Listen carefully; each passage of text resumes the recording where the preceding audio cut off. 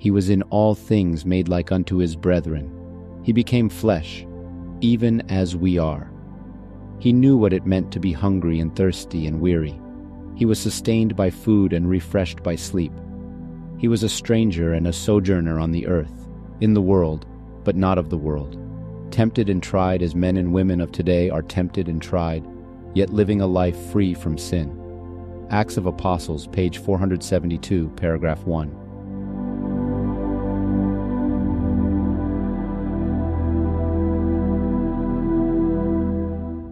Oke, kita akan mulai bagian keempat daripada kita punya seri The Greatest Warfare.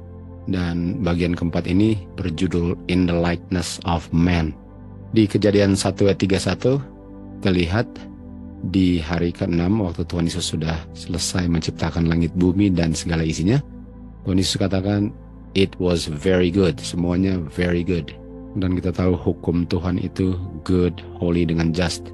Artinya semuanya sangat baik, nggak ada unsur yang berlawanan dengan yang baik, karena semuanya baik, karena semuanya keluar dari mulut Tuhan. Dan nature daripada manusia sebelum mereka jatuh adalah nature unfallen nature. Jadi nature manusia yang adalah nature sebelum jatuh ke dalam dosa itu adalah nature yang sangatlah baik. Adam diciptakan tanpa dosa, in the likeness of God. Tetapi setelah dia berdosa, keturunannya, Seth dan Kain, mewarisi nature manusia setelah jatuh. Jadi fallen nature itu adalah nature yang berlawanan dengan nature Adam dan Hawa sebelum jatuh. Sekarang very good-nya sudah tidak ada, good-nya sudah tidak ada. Sekarang nama daripada nature manusia adalah fallen nature.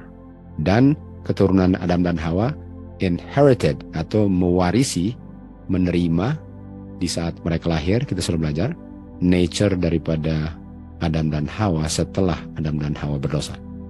Jadi nature manusia setelah jatuh namanya sinful, fallen human nature. Itulah nature daripada manusia. Hasilnya mengakibatkan konsekuensi. Jadi hasil dosa itu adalah konsekuensi. Dan Adam itulah yang menyebabkan semua keturunannya menerima konsekuensinya, yaitu fallen human nature. Dan semua keturunannya tidak bertanggung jawab untuk fallen human nature itu, karena mereka hanya menerimanya di saat mereka lahir. Dan itu adalah akibat daripada Adam dan Hawa yang menurunkan melalui the great law of heredity, ya, sehingga semua keturunannya memiliki nature yang dimiliki Adam dan Hawa setelah mereka berdosa. Jadi apa yang kita terima di saat kita lahir adalah konsekuensi daripada dosa. Semua yang nggak ada di Taman Eden adalah akibat daripada dosa. Semua itu bukan dosa, tapi semua itu adalah akibat dosa karena yang berdosa adalah Adam dan Hawa. Tentu saja kalau kita layani kecenderungan dan propensity daripada kelemahan yang kita terima, itu kita belajar, baru itulah namanya dosa. Tapi semuanya yang diturunkan mereka itu bukan dosa. Karena dosa itulah akibat daripada sesuatu yang saya layani, yang adalah diturunkan itu, sehingga menjadi dosa. Di Roma 5 ayat 19 dikatakan, satu orang berdosa, semua orang menjadi berdosa. Jadi ayat ini nggak mengatakan satu orang berdosa, dosa diturunkan sehingga orang semua berdosa. Bukan.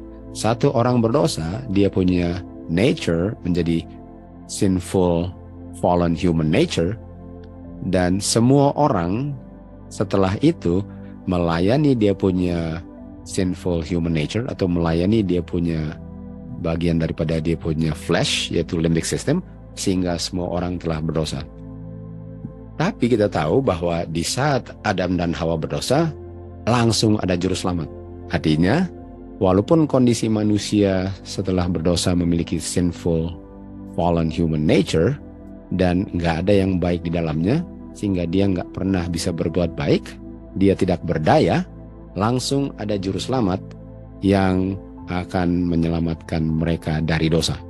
Jadi manusia itu nggak ditinggalkan atau dibiarkan dalam kondisi yang helpless itu, karena di saat mereka jatuh ke dalam dosa dan memiliki sinful fallen human nature, langsung ada juru selamat yang akan menyelamatkan mereka dari kondisi hasil daripada dosa, bukan cuma kondisi, tetapi hasil melayani kondisi itu sehingga mereka pun berdosa.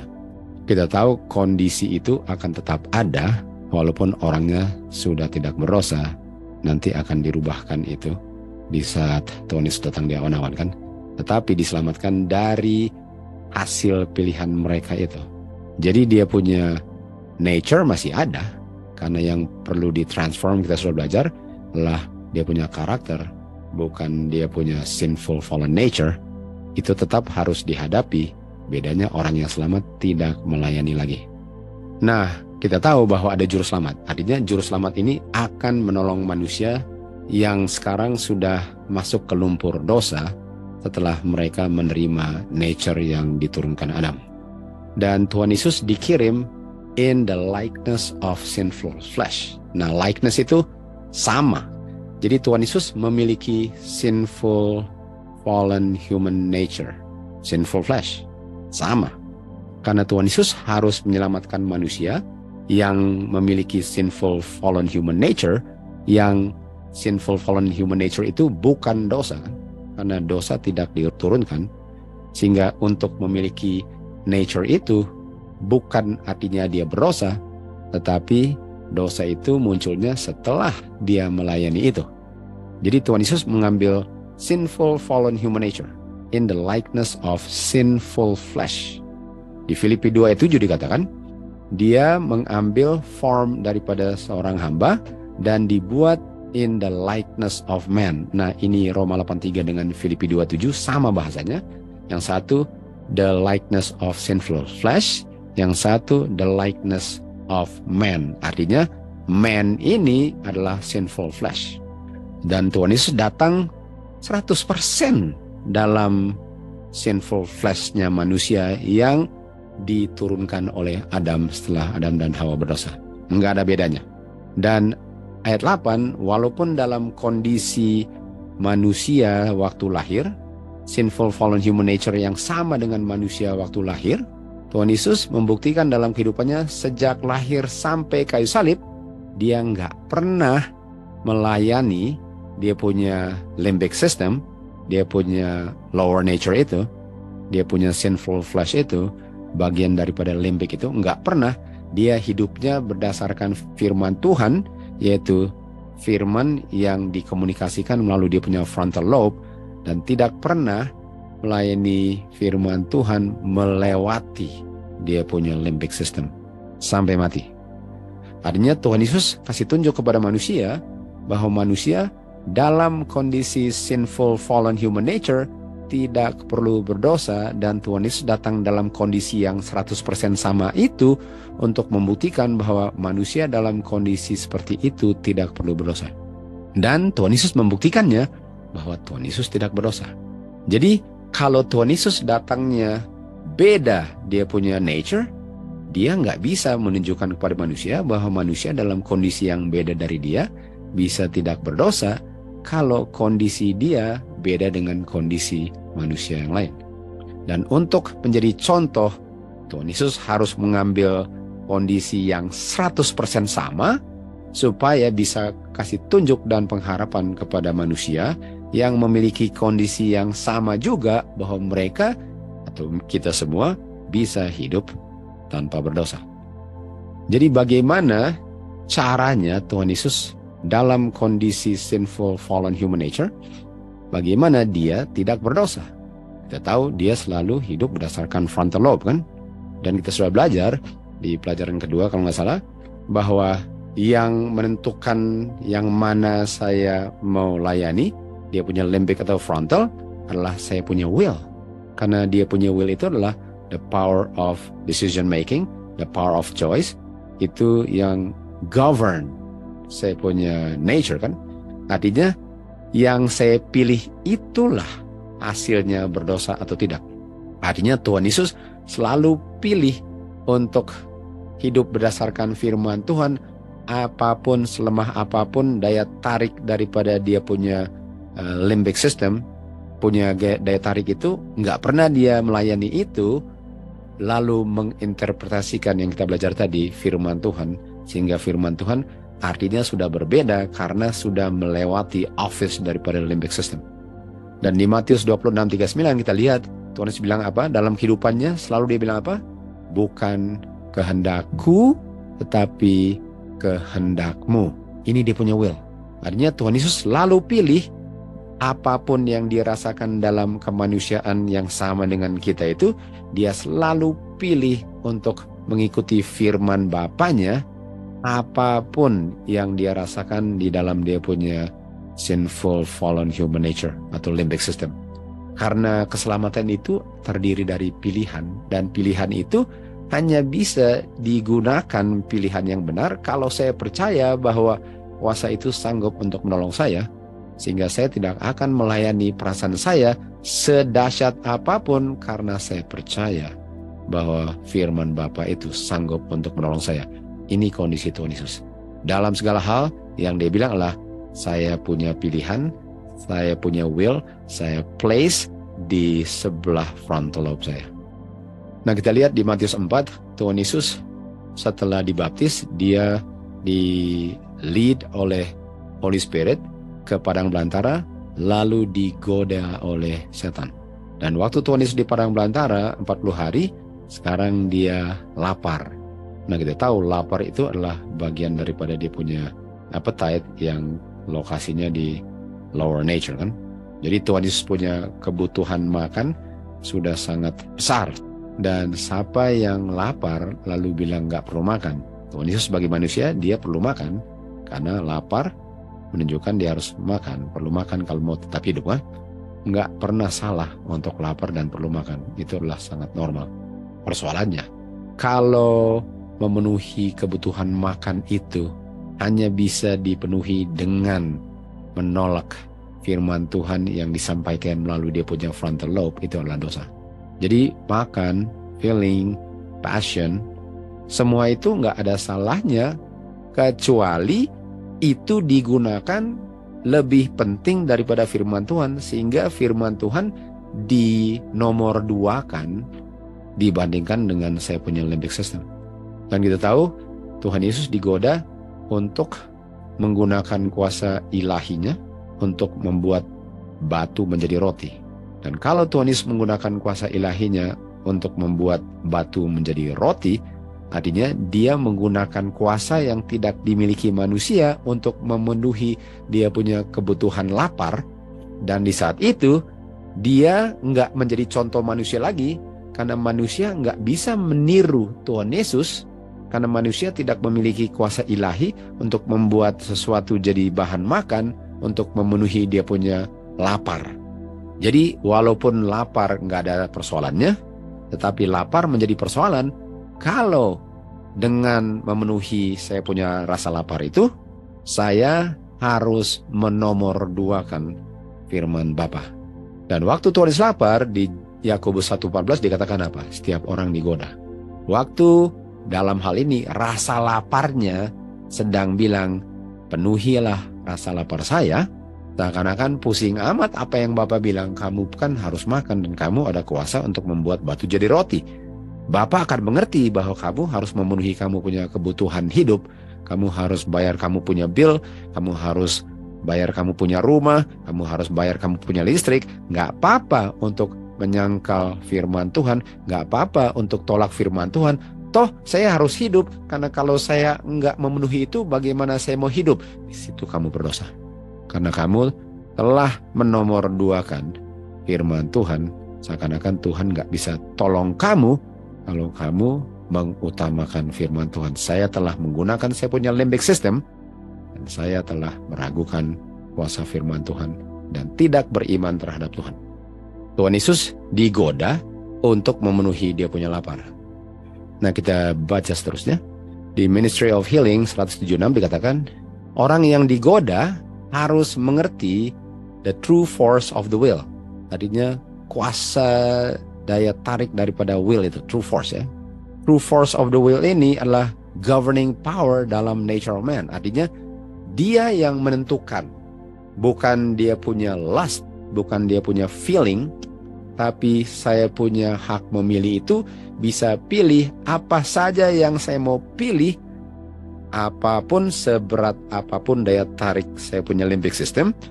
Tapi limbic system itu nggak bisa memaksa saya punya pilihan, karena saya bisa pilih apa saja yang saya mau pilih, khususnya yang benar. Dan pada umumnya orang yang nggak mengerti ini, mereka akan pilih berdasarkan kebutuhan kehidupan jasmani mereka, sehingga firman Tuhan itu seakan-akan nggak penting, karena lebih penting untuk memenuhi mereka punya kebutuhan jasmani di dunia ini. Padahal mereka bisa pilih. Persoalannya mereka nggak pilih adalah karena mereka tidak percaya firman Tuhan. Jadi untuk bilang saya percaya Tuhan, saya berdoa kepada Tuhan, tapi dalam keputusan hidup, dalam saya punya decision, yang saya pilih bukan firman Tuhan, yang saya pilih berdasarkan saya takut kehilangan kerja, saya takut nggak dapat gaji, saya takut nggak bisa bayar rumah, saya takut nggak bisa bayar listrik, itu buktinya saya nggak percaya Tuhan. Karena saya sudah tunduk kepada saya punya lust dan menyangkal suara Tuhan yang berbicara melalui saya punya frontal lobe. Jadi ini orang yang digoda ini, kalau dia jatuh, itu karena dia nggak percaya firman Tuhan. Kenapa? Karena dia pilih yang bertentangan dengan firman Tuhan untuk memenuhi kebutuhan yang lebih penting daripada kehidupan kekal. Segala-galanya bergantung kepada the right action of the will. Semua yang terjadi dalam kehidupan saya itu tergantung dari apa yang saya pilih sesuai dengan apa yang firman Tuhan bilang seharusnya. Dan Tuhan Yesus tadi kita baca, dia bilang apa? Not my will. Karena dia punya will apa? Lapar. Dia mau penuhi dia punya kebutuhan. Itu dia punya will sebagai manusia yang dalam kondisi sinful fallen human nature. Itu dia punya will adalah saya harus dikenyangkan. Sementara Tuhan Yesus tidak memperhitungkan itu, karena untuk dia yang paling penting ialah untuk melakukan apa yang Bapa bilang, dan dia selalu pilih yang benar, bukan pilih apa yang dia punya daging rasa benar. Jadi walaupun Tuhan Yesus lapar dan menderita, dia nggak pilih berdasarkan apa yang dia sedang derita itu untuk dihilangkan deritanya. Dia selalu pilih yang benar walaupun dia tetap menderita dalam kelaparan. Tuhan Yesus kasih tunjuk bagaimana caranya untuk melakukan kehendak Bapa. Kita baca di paragraf kedua, tetapi kita bisa pilih untuk serve God. Kita bisa berikan kita punya will kepada dia. Kuncinya gini ya, jangan pilih karena menderita sehingga saya harus pilih. Karena saya sedang menderita lapar, saya sedang takut kehilangan ini, saya sedang takut kehilangan kerja. Jangan pilih berdasarkan itu. Pilih berdasarkan apa yang benar. Pilihan kita itu harus berdasarkan apa yang benar. Makanya orang yang jarang belajar firman Tuhan, saya nggak bisa harapkan dia akan pilih berdasarkan apa yang benar, kalau kebenaran yang benar itu diperoleh dengan belajar, lalu orang itu jarang belajar. Makanya pilihannya selalu berdasarkan keinginan dagingnya, karena dia nggak bisa bandingkan itu dengan kebenaran yang dia nggak tahu kalau dia jarang belajar. Lalu yang akan bekerja untuk setelah saya memilih itu apa? Roh Tuhanlah yang akan bekerja untuk melakukan kehendak-Nya dan untuk melakukan sesuai dengan yang dia punya good pleasure. Atau artinya semua orang yang pilih yang benar, Bapa bilang apa? This is my beloved son in whom I am well pleased. Well pleased itu apa? Good pleasure. Di John 14:10 dikatakan, Tuhan Yesus bilang, Bapa berdiam dalam saya, firman Bapa dalam saya, roh Bapa dalam saya. Lalu dikatakan apa? Bapa yang melakukan pekerjaannya. Dan ini mengenai Tuhan Yesus. Jadi kenapa Tuhan Yesus tidak pernah berdosa di dalam sinful fallen human nature yang 100% sama dengan semua yang lahir setelah Adam dan Hawa berdosa? Kenapa? Karena dia selalu pilih untuk melakukan yang benar dengan menyerahkan dia punya will kepada Bapaknya, dan Bapaknya lah yang bekerja, dan pekerjaan Bapa itu diungkapkan dalam penurutan Tuhan Yesus sampai nafas terakhir di kayu salib. Roma 1:3 dikatakan, Tuhan Yesus dibuat dari benihnya Daud sesuai dengan flesh. Artinya kata lain benih adalah nature. The nature of David sesuai dengan flesh. Jadi Tuhan Yesus punya flesh waktu lahir sama dengan semua orang yang lahir punya flesh. Nggak ada bedanya. Selected Message katakan Tuhan Yesus nggak pura-pura mengambil human nature. Dia benar-benar mengambil human nature. Dan bukan cuma human nature. Karena kalau bicara human nature, itu bisa ngomong tentang Adam dan Hawa sebelum berdosa. Dia mengambil human nature setelah Adam dan Hawa berdosa. Dia dalam kenyataan memiliki human nature. Sebagaimana anak-anak mengambil bagian daripada flesh dengan blood, Tuhan Yesus juga demikian mengambil yang sama, flesh dengan blood daripada keturunan Adam dan Hawa setelah berdosa. Dia adalah anak daripada Maria. Maria apa? Manusia. Apakah Maria memiliki sinful fallen human nature? Iya. Dan dia lahir dari Maria. Dialah benih daripada Daud sesuai dengan lineage atau keturunannya dari Adam sampai Tuhan Yesus. Dia sama human nature-nya. Nggak ada bedanya. Waktu lahir, bedanya Tuhan Yesus dengan yang lain, Tuhan Yesus tidak pernah mengambil keputusan berdasarkan dia punya sinful flesh, dia punya lower nature, nggak pernah. Tapi waktu lahir 100% sama. Karena kalau Tuhan Yesus nggak 100% sama, dia bukan juru selamat. Ibrani 2 ayat 16 dikatakan di sini, dia sesungguhnya tidak mengambil nature-nya malaikat, tetapi dia mengambil nature atau benihnya Abraham. Nah, sekarang saya tanya, Abraham punya nature seperti apa kira-kira? Ingat Hagar. Kira-kira Abraham punya nature seperti apa? Abraham punya nature adalah sinful fallen human nature. Dan dia punya nature itu lengkap dengan semua yang diturunkan oleh keturunan Adam dan Hawa. Lengkap. Tuhan Yesus mengambil the seed of Abraham, the nature of Abraham. Artinya Tuhan Yesus harus menghadapi sinful tendencies juga. Tuhan Yesus karena dia menerima itu, artinya waktu dia digodanya sama, memiliki hal yang sama, dan semua itulah akibat daripada dosa di dalam dia punya flesh. Akibat dosa, bukan dosa.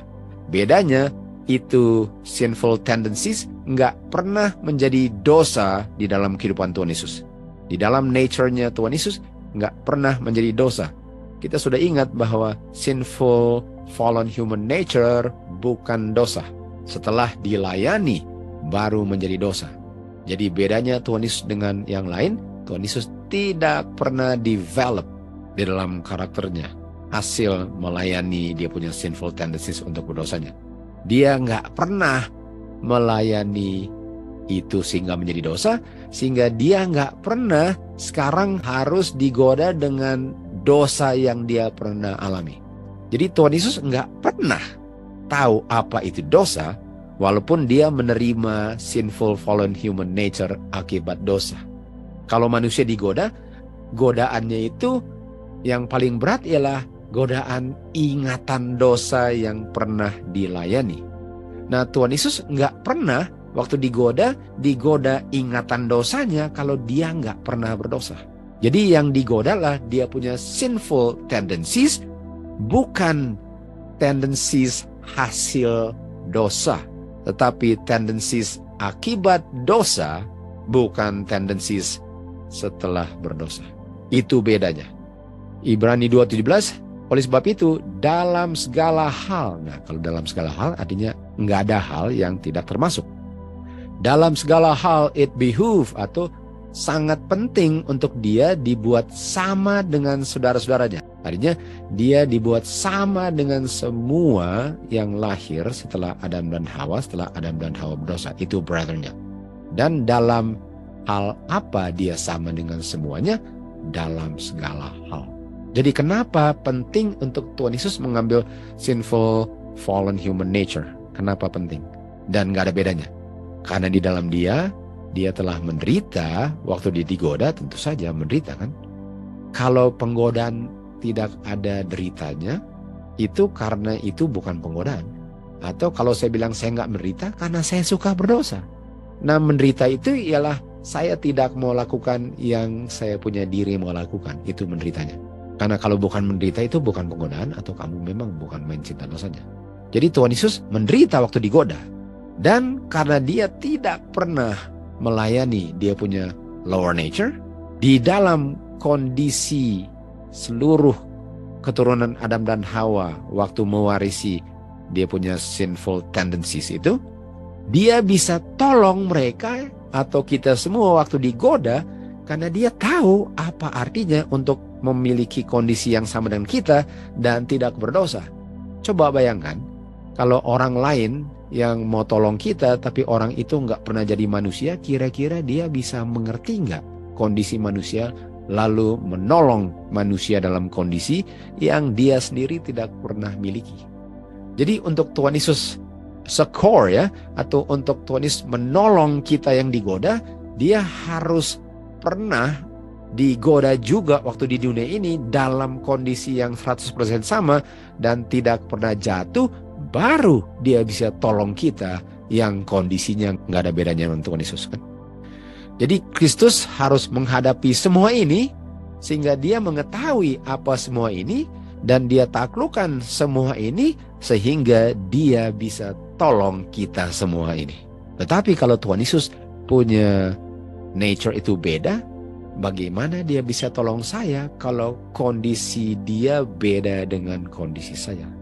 Jadi Tuhan Yesus mengambil sinful fallen human nature untuk membuktikan bahwa manusia dalam kondisi itu nggak perlu berdosa, dan kalaupun kita sedang digoda, kita ada pengharapan bahwa kita nggak perlu jatuh, karena ada yang pernah 100% dalam kondisi kita nggak pernah jatuh juga, sehingga kita dengan yakin bisa memilih apa yang Tuhan selalu pilih, karena kita sudah bisa lihat hasilnya 100% tidak pernah berdosa.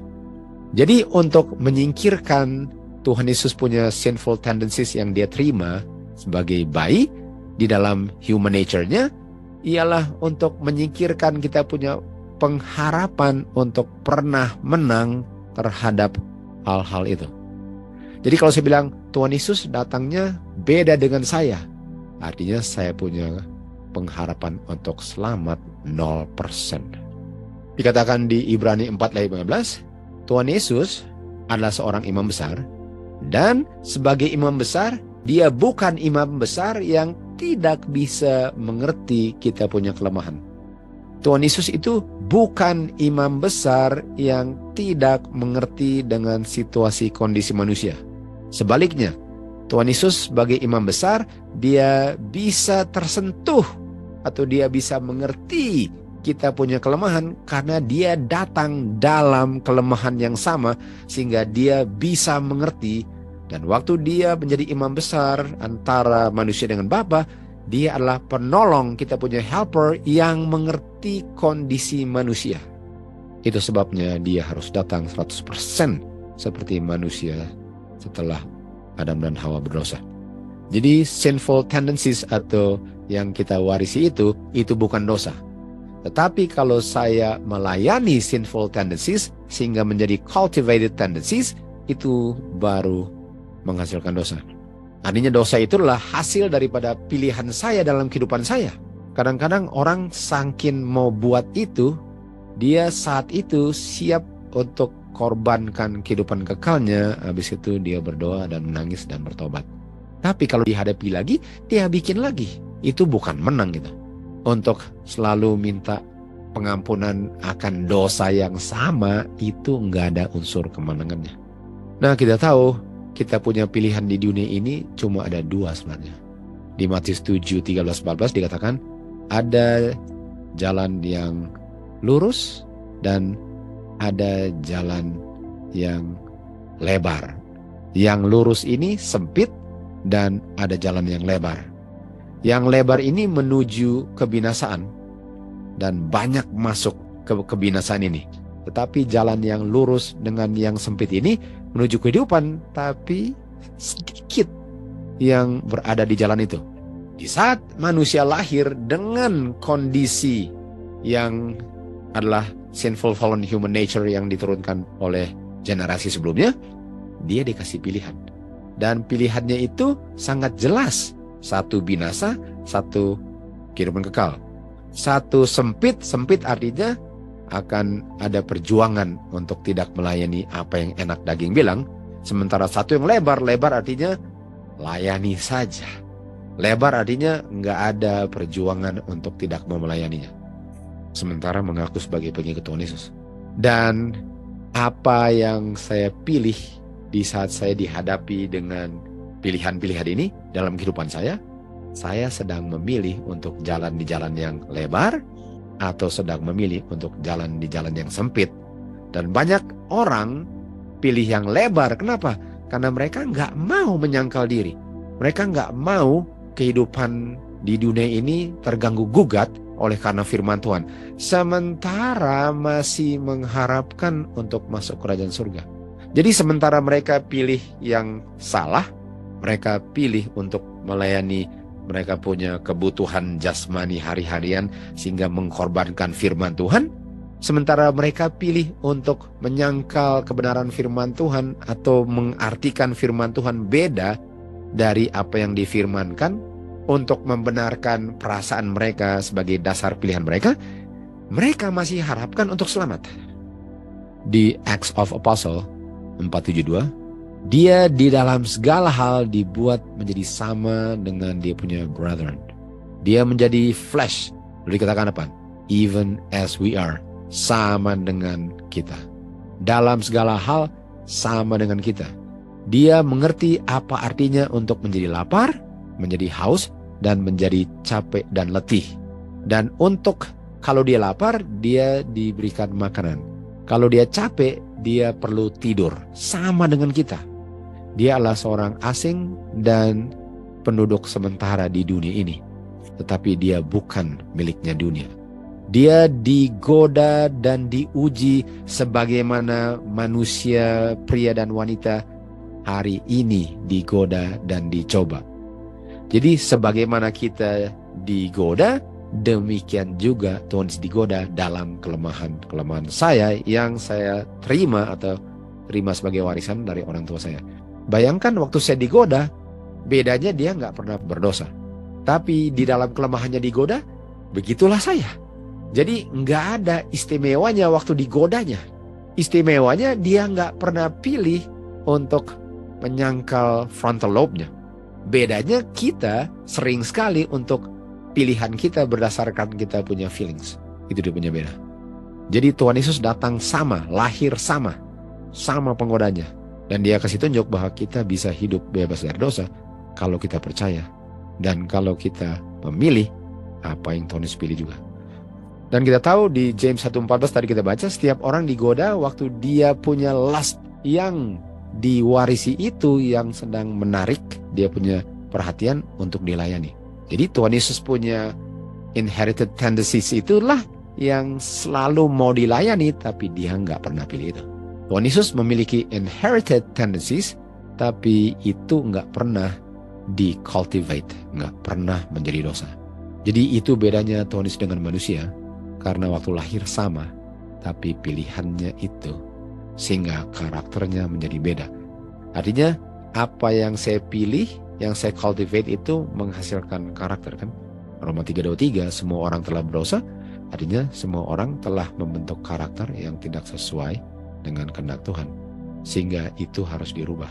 Dan dirubahnya sekarang pilih sesuatu yang berdasarkan firman Tuhan, apapun konsekuensinya.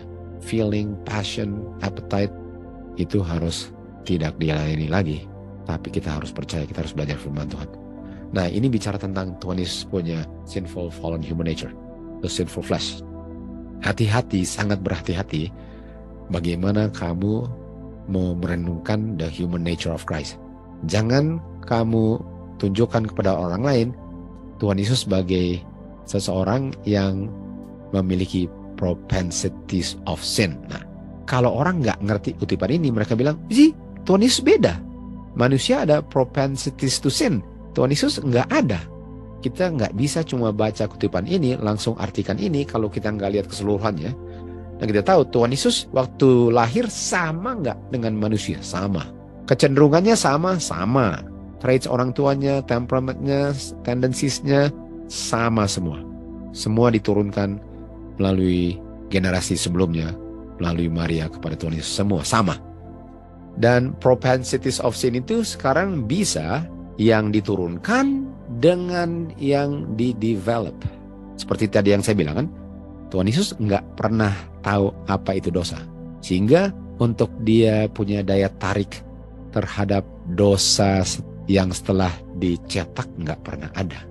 Daya tariknya ialah hanya akibat dosa yang diturunkan, tapi yang diturunkan bukan dosa.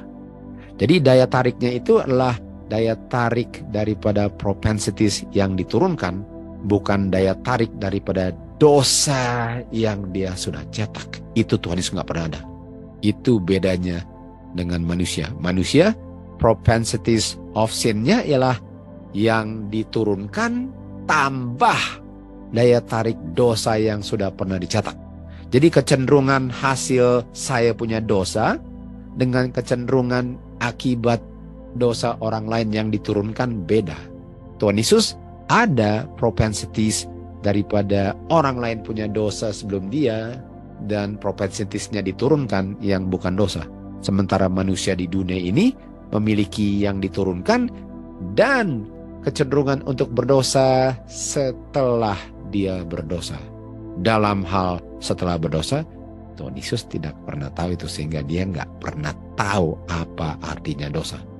Jadi jangan pernah pikir bahwa Tuhan Yesus nggak ada propensities of sin, artinya dia nggak diturunkan sama dengan manusia yang lain. Itu beda. Dia diciptakan, Adam diciptakan murni, makhluk yang tidak berdosa, tanpa noda dosa. Dia bisa jatuh dan dia jatuh.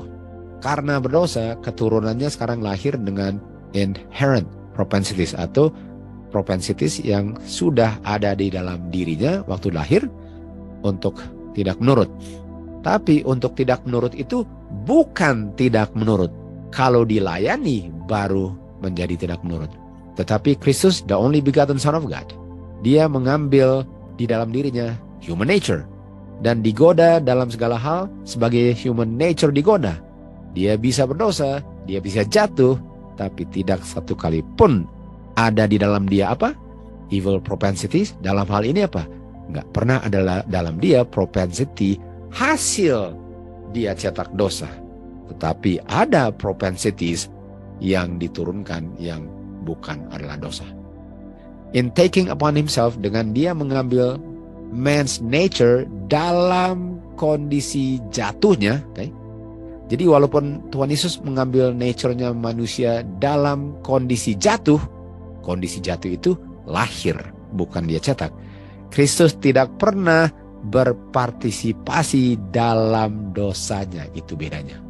Jadi Tuhan Yesus nggak pernah menghasilkan kondisi jatuh itu yang dia terima menjadi dosa, sehingga dalam hal itu dia nggak pernah tahu apa itu. Sementara manusia bukan hanya terima fallen condition, dia pun berpartisipasi dalam dosanya. Dalam hal itu bedanya bukan main. Reverend Harold, dia dibuat menjadi sama dengan saudara-saudaranya semua, dengan the same susceptibilities atau tendencies. Susceptibilities artinya kecenderungan yang mendorong dia berdasarkan pengalaman lampau yang diturunkan. Sama.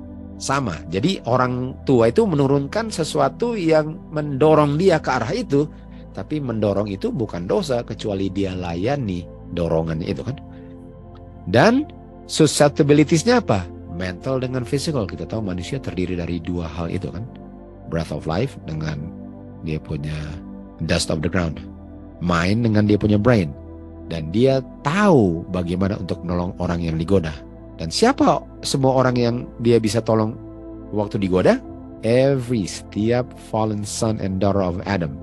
Artinya semua orang di dunia ini yang pernah lahir dan hidup di dunia ini bisa benefit daripada Tuhan Yesus punya kondisi yang dia taklukkan, karena sekarang dia bisa tolong saya dalam kondisi yang sama. Walaupun sama itu waktu lahir, bedanya saya sudah bentuk karakter yang jelek di mana dia nggak pernah lakukan itu. Jadi ini pelajaran untuk menunjukkan bahwa manusia bisa tidak berdosa. Dan itu perlu iman, perlu percaya. Jadi setiap kali perasaan bilang, oh mustahil. Betul, mustahil kalau nggak ada juru selamat. Adanya juru selamat itu yang membuat tidak mustahil. Untuk apa ada juru selamat, lalu masih mustahil bahasanya? Seakan-akan sia-sia ada juru selamat, karena walaupun ada juru selamat, tetap mustahil. Nah, mustahil tanpa juru selamat. Bukan main tidak mustahilnya. Kalau kita belajar dan mengerti bagaimana itu nggak perlu jadi mustahil. Dengan pertolongan Tuhan tentu saja. Tuhan Yesus punya human nature was created. It did not even possess the angelic powers. Tidak memiliki kuasa malaikat. Human nature-nya. It was human. Lalu dibilang apa? Identical with our own. Apa artinya identical? Nggak ada bedanya. Human nature-nya yang dia terima waktu lahir, nggak ada bedanya. Bedanya ialah Tuhan Yesus punya human nature yang lahir, itu nggak pernah di-develop jadi human nature yang berdosa karena dia punya dosa. Human nature-nya hasil orang-orang sebelum dia berdosa, tapi nggak pernah menjadi dia punya dosa juga di situ. Sementara manusia yang lain campur dengan dosa yang kita cetak di situ juga. Dan dikatakan dia mau menebus Adam punya disgraceful failure, kegagalan yang sangat memalukan. Di dalam kita punya humanity yang identical dengan dia punya. Jadi kita bisa lihat bahwa Tuhan Yesus punya human nature identical. Identical apa? Sama, 100%. Nggak bisa lebih jelas lagi katanya daripada identical. Lalu dikatakan apa? A human body, tubuhnya manusia punya. A human mind, pikirannya pun manusia punya. Coba lihat itu. Jadi Tuhan Yesus bukan hanya dalam tubuh manusia lalu pikirannya enggak. No. Karena nggak bisa ada tubuh dan tidak ada pikiran kan. Jadi bukan hanya memiliki dia punya brain manusia tapi humannya dia punya mind. Bukan. No. Sama semuanya. Jadi Tuhan Yesus 100% itu namanya identical. Dia bone daripada kita punya bone dan dia punya flesh sama dengan kita punya flesh. Dia datang ke dunia kita ini untuk mempertahankan pure sinless character dan untuk membantah atau membatalkan setan punya tipuan bahwa mustahil manusia yang lahir setelah Adam dan Hawa berdosa untuk memelihara hukum Tuhan. Setan bilang itu mustahil. Tuhan Yesus buktikan bahwa setan pembohong. Karena nggak ada manusia yang kalau mereka mau melakukan apa yang dikatakan firman Tuhan, perlu menopang tuduhan setan. Jadi banyak orang waktu bilang, kita nggak bisa berhenti berdosa. Kayaknya nanti di awan-awan. Sebenarnya dia sedang menguatkan tipuan setan. A.T. Jones katakan bahwa dalam segala hal sangat penting untuk dia dibuat menjadi sama dengan kita. Lalu ditanya, dalam berapa hal? Dalam segala hal.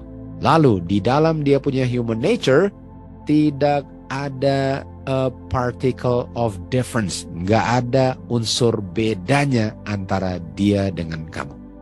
Jadi kalau kita mau pilih hal-hal yang mau direnungkan, renungkanlah hal-hal seperti ini. Karena apa yang saya renungkan, itulah saya. Apa yang di dalam otak saya, itulah saya. You are what you place in your mind. Kamu adalah apa yang kamu makan.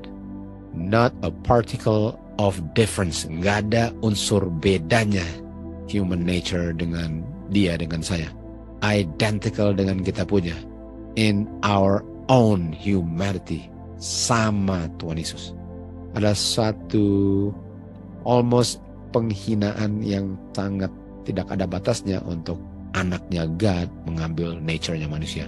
Dan itu pun bicara tentang Adam sebelum berdosa. Tetapi Tuhan Yesus menerima humanity, sinful fallen human nature, setelah manusia punya race ini sudah dilemahkan 4.000 tahun dosa. Jadi Tuhan Yesus ambilnya 4.000 tahun kemudian sinful fallen human nature-nya. Seperti every child of Adam, setiap keturunan Adam, dia menerima hasil daripada pekerjaan the great law of heredity. hukum warisan. Artinya semua diwarisi kelemahan-kelemahan generasi sebelumnya kepada dirinya waktu lahir. Tuhan Yesus juga, nggak ada bedanya. Dan kita bisa lihat dia punya heredity ini ambil siapa? Lihat dia punya ancestors, orang-orang yang hidup sebelum dia.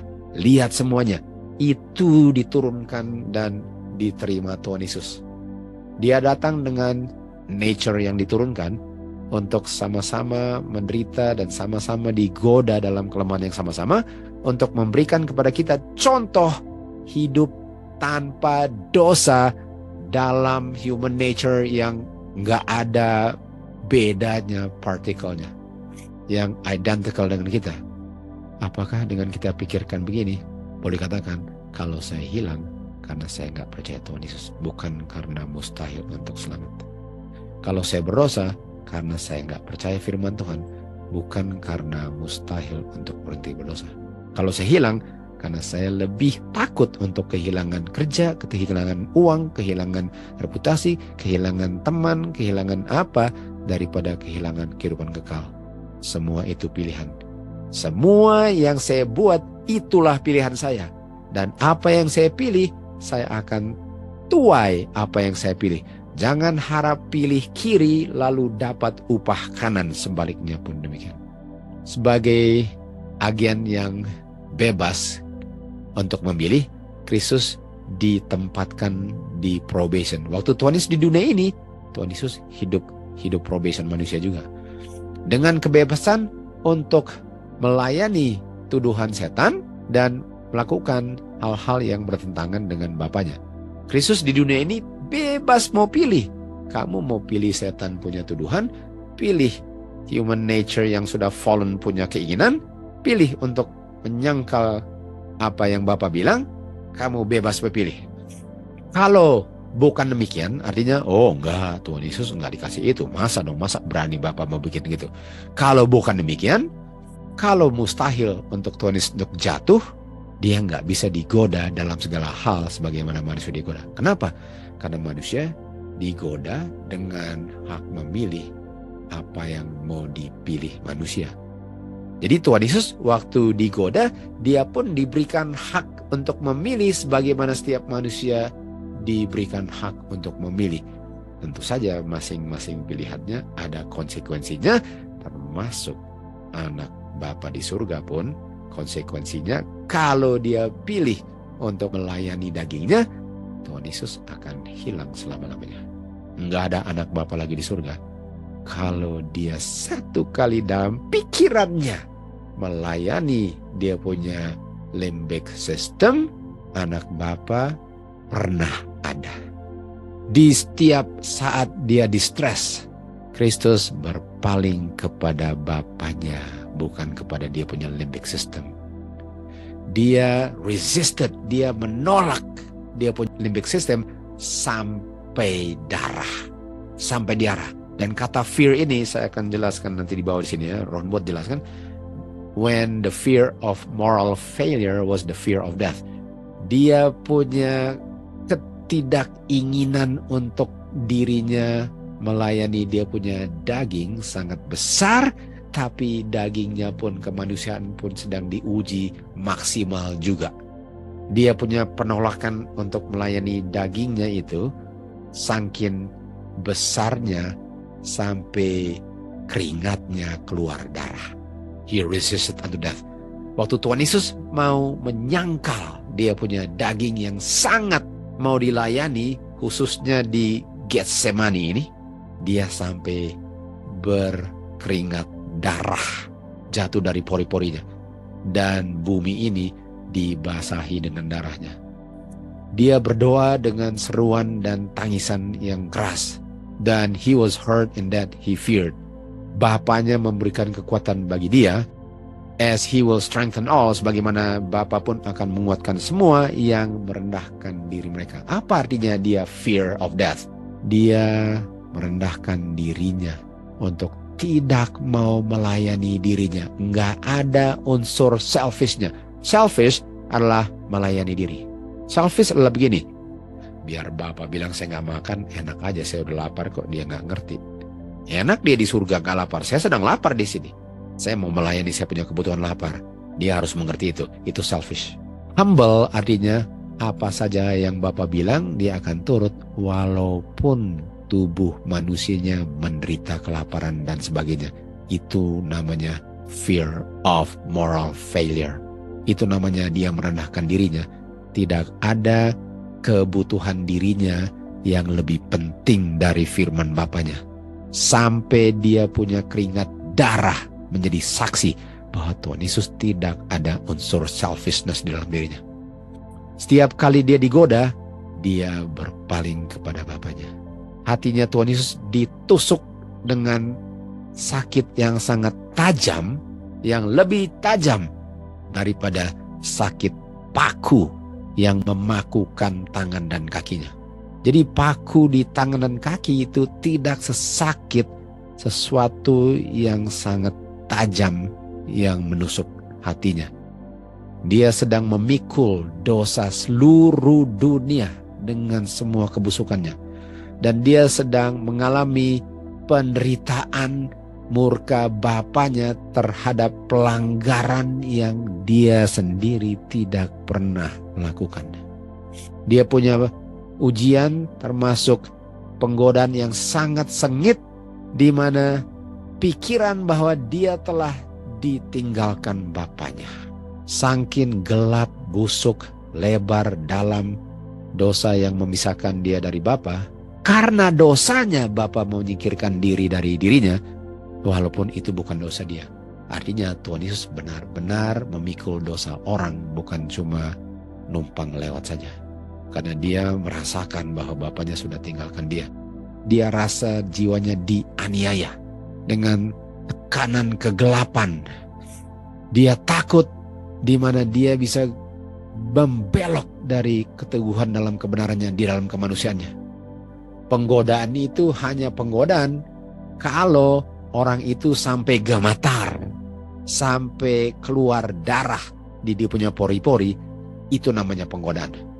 Kalau penggodaan itu masih pangku kaki dari awal penggodaan sampai akhir penggodaan, itu bukan penggodaan. Jadi dikatakan ini ya, kalau penggodaan itu tidak menghasilkan orang itu ada kemungkinan untuk kalah, itu bukan penggodaan. Artinya penggodaan yang Tuhan Yesus hadapi sebagai manusia adalah penggodaan di mana dia sampai pikir, kenapa Bapa sudah tinggalkan saya? Jadi jiwanya, dia punya flesh itu, kalau mau bergantung kepada flesh, dia sudah ditumpangkan. Dan fleshnya gemetar. Tapi walaupun gemetar pun, dia bergantung kepada firman Bapa apapun yang dia alami.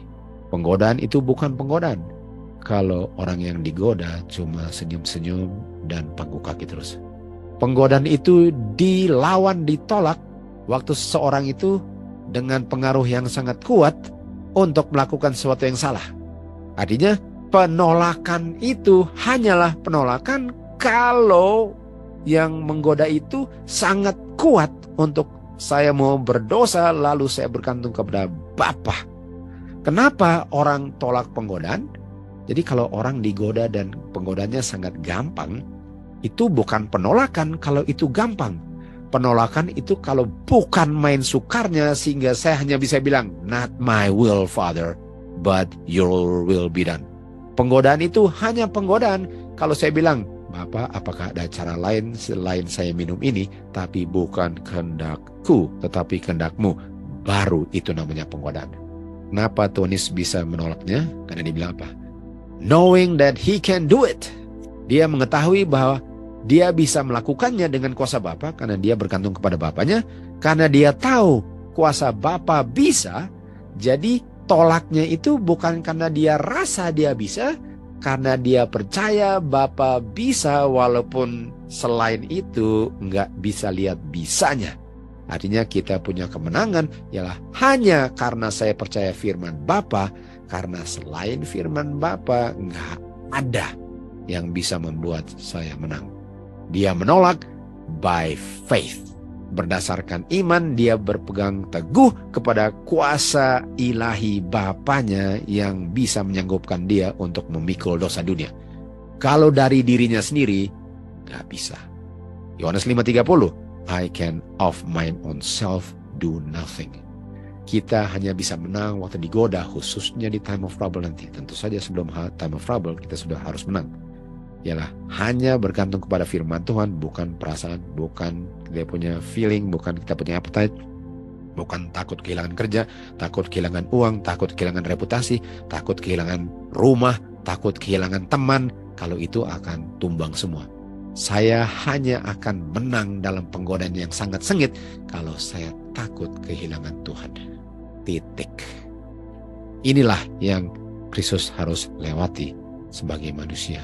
Dan manusia pun harus lewati. 4 mata angin akan dilepaskan dan akan kelihatan siapa yang sebelum itu hidupnya 100% bergantung pada firman Tuhan. Bukan hanya pengakuan saja, tapi kenyataannya sama sekali tidak. Di kutipan Selected Messages volume 3 ini dikatakan, He was in all points tempted like as we are. Dia digoda dalam segala hal sebagaimana kita pun digoda. Ibrani 4:15. Dia tidak dalam penggodaan ini menggunakan kuasa yang manusia tidak bisa gunakan. Artinya Tuhan Yesus menang dengan kuasa yang manusia pun bisa peroleh. Tuhan Yesus enggak menang dengan kuasa yang di luar jangkauan manusia. Itu yang dia bilang. Jadi waktu dia digoda sebagai manusia digoda, dia menangnya dengan kuasa yang waktu manusia digoda bisa peroleh juga kuasanya untuk menghasilkan kemenangan yang sama. Coba pikir itu.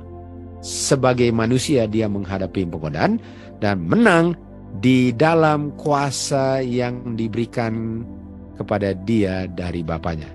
Artinya, kalau Tuhan Yesus menang dengan kuasa Bapanya, artinya saya pun bisa menang dengan kuasa Bapanya melalui dia.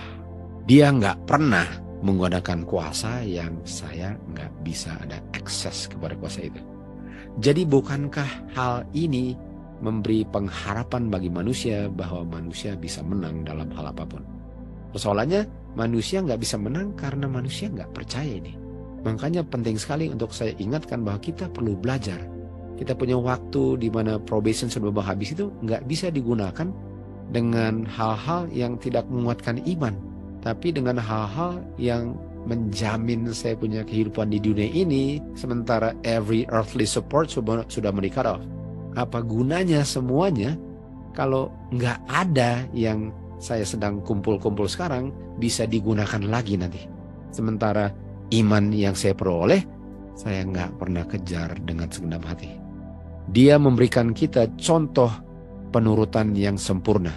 Dia punya kehidupan memberikan saksi bahwa dengan pertolongan kuasa yang sama yang Kristus terima, sangat bisa manusia menurut Bapa punya hukum. Jadi Tuhan Yesus dalam kelemahan manusia menerima kuasa dari Bapa, dan dia kasih tunjuk bahwa kamu pun bisa menang sebagaimana saya menang karena kondisi saya sama dengan kondisi kamu. Lalu saya bilang, oke, tapi kuasanya dari mana? Kuasanya dari Bapa juga melalui Tuhan Yesus. Dan oleh sebab itu, Yesus bilang, akulah jalan ke Bapa. Tidak ada orang yang bisa ke Bapa dan terima kuasa Bapa kecuali melalui aku. Artinya, waktu Tuhan Yesus jadi manusia, Tuhan Yesus membuka jalan antara Bapa dan manusia. Karena kalau Tuhan Yesus nggak datang ke dunia ini, kita nggak pernah bisa ada akses kepada kuasa untuk kita gunakan untuk taklukkan semua penggodaan. Karena nggak ada jalannya yang membuka pintu untuk saya bisa menjangkau iman saya untuk menerima kuasa Bapa. Tuhan Yesus membuka jalan. Sama dengan waktu Yakub dia tidur dan dia mimpi ada tangga.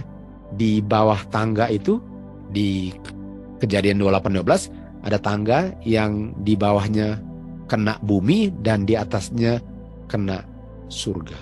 Kena artinya connect. Kita tahu Tuhan Yesus adalah tangganya. Dan tangganya connect ke surga dan connect ke bumi. Karena kita tahu Tuhan Yesus adalah divine dengan human. Tuhan Yesus memiliki divinity yang disembunyikan di belakang humanity-nya.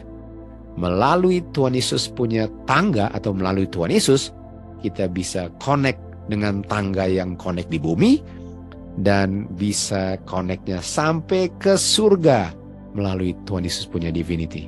Sehingga kita bisa memperoleh yang Tuhan Yesus peroleh dalam kemanusiaannya, sehingga kita pun dalam kemanusiaan kita yang sama dengan Tuhan Yesus, human nature yang di-inherit itu, bisa mengalami kemenangan yang sama. Wahyu 14:12, kita adalah umat Tuhan yang memiliki the faith of Jesus. Nah, the faith of Jesus itu apa? Faith-nya bergantung kepada kuasa Bapanya kan? Imannya Tuhan Yesus itu bergantung kepada Bapanya karena dia bisa connect ke Bapanya. Itu dia punya divine nature. Dia connect ke Bapanya, dan karena saya bisa connect ke dia punya humanity yang adalah jembatan ke Tuhan Yesus punya divinity yang connect ke Bapa, the faith of Jesus. Melalui faith-nya Jesus, saya terima kuasa yang saya butuhkan untuk bisa menurut semua perintah yang keluar dari mulut Bapa. Kita baca di Review and Herald, April 1. Ada yang menulis kepada Miss White menanyakan apakah pekabaran justification by faith, kita tahu by faith adalah by faith of Jesus ini. Apakah justification by faith atau righteousness by faith, apakah itu pekabaran malaikat ketiga? Miss White jawab, itu sesungguhnya adalah pekabaran malaikat ketiga. Apa? Justification by faith atau righteousness by faith? Dan kalau bicara by faith apa? The faith of Jesus. Artinya justification by the faith of Jesus, righteousness by the faith of Jesus. Tentu saja saya harus ada iman kepada firman-Nya Tuhan Yesus, karena saya tahu Tuhan Yesus itu connect dengan Bapa melalui imannya waktu di dunia ini sebagai manusia kan. Jadi saya percaya kepada Tuhan Yesus yang memiliki iman kepada Bapanya. Artinya untuk percaya Tuhan Yesus ialah untuk memiliki iman yang bisa menjangkau ke grace-nya Bapa untuk menolong saya di saat saya digoda. Itu pekabaran malaikat ketiga. Artinya pekabaran malaikat ketiga harus mengajarkan tentang bagaimana Tuhan Yesus datang sebagai manusia dan juga memiliki divine nature, karena dengan jembatan itulah saya bisa memiliki the faith of Jesus. Dan itu adalah pekabaran malaikat ketiga. Di Efesus 2:8 dikatakan, for by grace kamu diselamatkan melalui iman. Artinya saya melalui imannya Tuhan Yesus menerima grace yang dapatnya dari Bapa. Efesus 4:7, Bapa melalui Kristus memberikan grace untuk the perfecting of the saints, untuk umat Tuhan menjadi sempurna. Dan grace itu kalau diterima akan mempersatukan iman semua, artinya mempersatukan semua dalam pekabaran malaikat ketiga.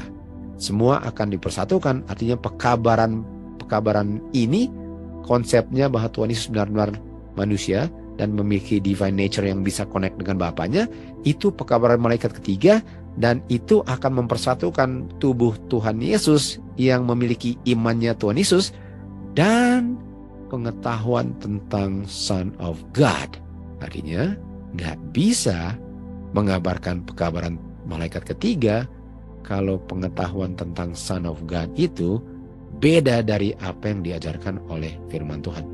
Dan pengetahuan itulah yang membuat manusia sempurna, sesempurna measure, stature, dan fullness of Christ. Sama dengan Christ Object Lesson 6:9, waktu karakter Kristus dengan perfectly reproduced by His people, itu karena pekabaran malaikat ketiga, karena mengerti tentang Tuhan Yesus adalah jembatan tangga yang connect ke tanah dan connect ke surga. Tuhan Yesus adalah the way. Ajaran Tuhan Yesus sebagai anak Bapa. Ajaran Tuhan Yesus bahwa Tuhan Yesus datang dalam human flesh, tetapi Tuhan Yesus memiliki divine nature, karena divine nature itu yang connect ke surga. Kutipan pertama dia bilang, the faith of Jesus. The faith of Jesus. Tuhan Yesus punya ketergantungan kepada Bapanya dalam kemanusiaannya. Is that adalah sebagaimana kita mengambil flesh and blood, Tuhan Yesus pun mengambil yang sama. Artinya saya harus percaya bahwa Tuhan Yesus datang 100% dalam inherited tendencies manusia sama dengan semuanya di dunia ini setelah Adam dan Hawa berdosa. Itu the faith of Jesus. Karena di dalam kemanusiaanlah dia bergantung kepada Bapanya kan. Lalu the faith of Jesus is that God mengirim dia punya anak, bukan dia punya partner yang dibilang anak. Itu faith of Jesus in the likeness of sinful flesh. Artinya faith of Jesus itu dia benar-benar jadi manusia, yang jadi manusia benar-benar anaknya. Itu pekabaran malaikat ketiga. Kita tahu pekabaran Jones dengan Wagner kalau diterima, umat Tuhan sudah di surga. The faith of Jesus yang adalah dalam segala hal sangat penting bagi dia untuk dibuat sama menjadi semua sama dengan brethren-nya, sama. Artinya faith of Jesus ini sangat menekankan Tuhan Yesus benar-benar jadi manusia, enggak setengah-setengah. Mind dengan body semuanya satu paket kan? Faith of Jesus. Ketuan berikut, the faith of Jesus is that dia sendiri mengambil kita punya kelemahan, dia tersentuh dengan kita punya kelemahan karena dia pun lemah, dan kita tahu dia bisa menolong orang yang lemah karena dia pun dalam kondisi yang sama dan menang. Dia digoda dalam segala hal sebagaimana kita pun digoda. Itu the faith of Jesus. Itu pekabaran malaikat ketiga. Artinya pekabaran malaikat ketiga yang dikabarkan harus menggambarkan bahwa Tuhan Yesus benar-benar enggak setengah-setengah, enggak pura-pura, dan dia adalah anak Bapa yang menjadi manusia. Dan dia memiliki divine nature juga, karena itulah koneksi dia dengan Bapa untuk menerima kuasa kan. Itu adalah pekabaran malaikat ketiga. Dan kalau kita memiliki iman, kita perlu juga untuk percaya ini dan mengabarkannya supaya orang lain pun bisa mengetahui hal yang sama. Sekarang kita lihat dari Miss White, the faith of Jesus. The faith of Jesus dibicarakan tapi tidak dimengerti. Apa sih the faith of Jesus itu yang ada hubungannya dengan pekabaran malaikat ketiga? Ini dia. Tuhan Yesus menjadi pemikul dosa manusia agar dia bisa menjadi juru selamat yang mengampuni dosa kita. Dia diperlakukan sebagaimana kita patut untuk diperlakukan. Dia datang ke dunia kita ini dan mengambil dosa manusia agar kita bisa mengambil dia punya righteousness.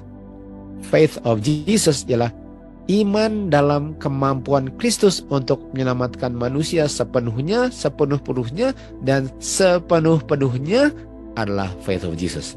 Artinya, untuk saya memiliki the faith of Jesus, saya memiliki iman kepada Tuhan Yesus sebagai manusia, taklukkan dosa dalam kemanusiaannya, karena memiliki iman kepada Bapaknya. Dan kalau saya percaya itu, saya memiliki the faith of Jesus.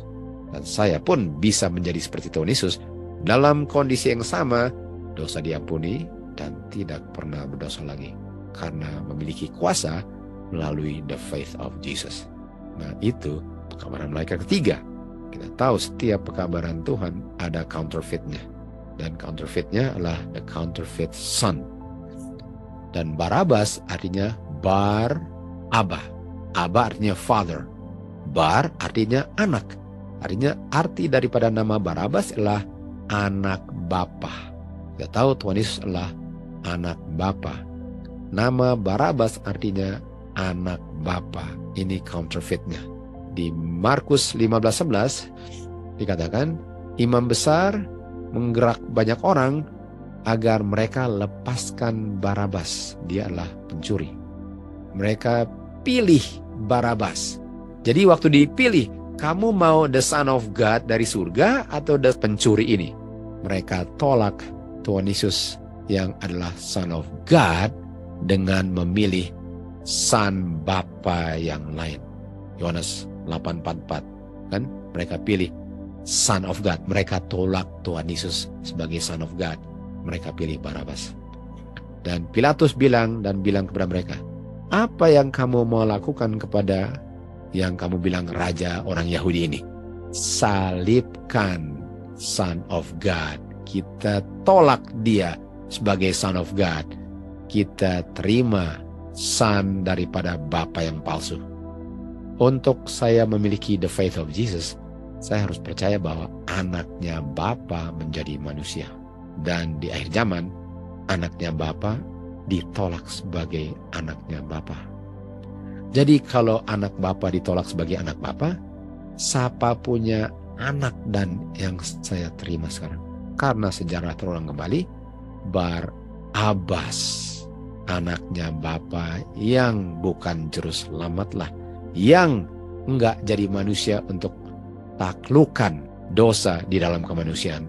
Barabas enggak bisa tolong saya dalam kelemahan saya kalau dia sendiri penuh dengan dosa. Kalau saya tolak Tuhan Yesus sebagai anak Bapa yang datang dalam kondisi manusia dan enggak pernah berdosa, siapa dan Tuhan Yesus yang saya bilang Tuhan Yesus? Kalau yang bisa tolong saya tolak. Orang Yahudi menolak the only begotten Son of God. Mereka memilih the son of another father yang gak ada kemampuannya untuk tolong kita dalam kita punya penggodaan. Tuhan Yesus yang ditolak adalah yang menderita waktu digoda, tapi gak pernah tumbang dalam penggodaannya. Dan oleh sebab itu, Tuhan Yesus Son of God bisa tolong kita waktu digoda. Kalau Tuhan Yesus yang bisa menolong kita tolak, siapa yang bisa tolong saya? Dan kalau yang bisa tolong saya tolak.